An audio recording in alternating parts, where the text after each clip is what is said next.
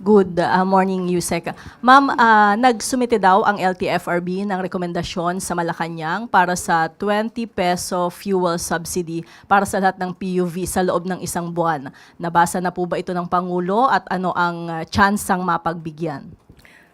Sa ngayon ay pinag-uusapan po, nakausap po natin mismo si Secretary Banoy at mayroon po siyang pakikipagpulong sa Office of the Executive Secretary para pag-usapan po ang mga detalye patungkol dito.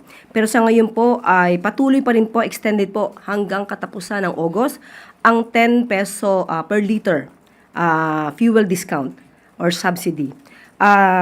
So, pag-uusapan po ng Office of the Executive Secretary, DOTR, and Economic Team para po mas magkaroon ng konkreto at detaling resolusyon patungkol po dyan.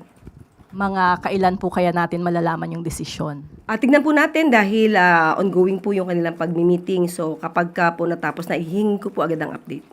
Pero kung sakaling mapagbigyan po, may mapagkukunan naman ng pondo para dito. Yan po ang ating tatanungin maya-maya lamang.